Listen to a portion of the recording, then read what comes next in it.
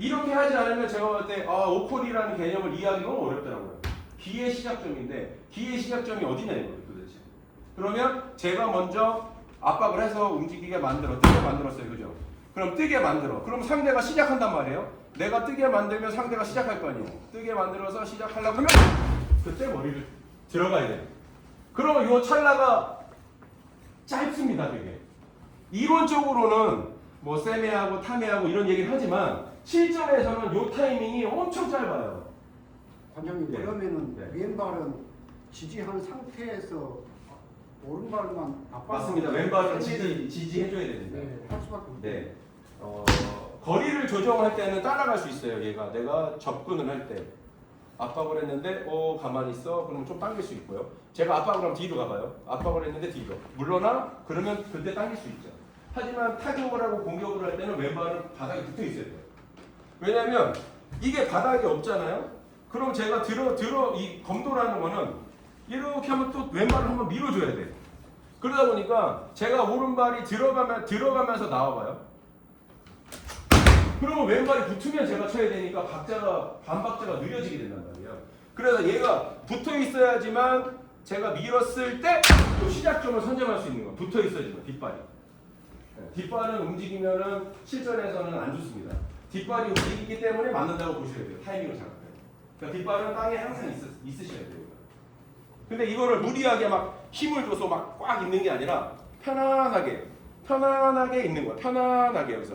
내가 상대를 칠 때 왼발에 압을 막 줘갖고 내 왼발로 나오면 내가 왼발로 부실 거야 하면서 이렇게 해서 왼발에 이런 게 아니라 이거는 언제든 칠 수 있어야 돼요.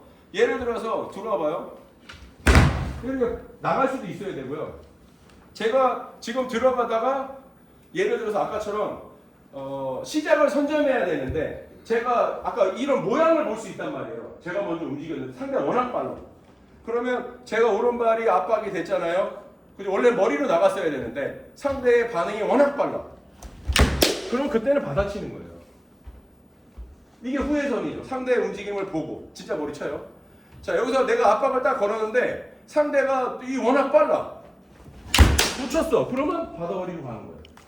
놓쳤잖아. 시작점을 못 잡는 거야, 제가 여기서 압박을 해서 시작점을 잡을 수 있는 상대의 기운을 느껴서 내가 압박을 따게 시작점 느낄 수 있어?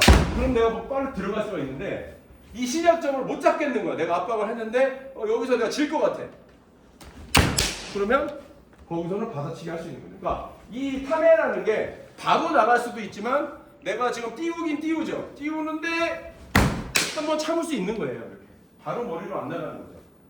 그걸 보고 동작이 읽히는 게 순간적으로 동작이 일어나 버렸어. 그러면 이 허리로 가야죠. 그때 타이밍을 바꾸는 거예요. 동작이 일어나는 거 봤어. 그러면 후회선이 되는 거죠. 뭐 후발 선지라고 하잖아요. 받아치기. 상대의 동작이 보였기 때문에 상대의 동작을 보고 치는 거예요. 하지만 나오는 기술은 동작을 보면 아까 제가 얘기했잖아요. 이렇게 치면 늦어요. 이건 하수가 되는 거예요. 그 시작점을 먼저 잡으시고.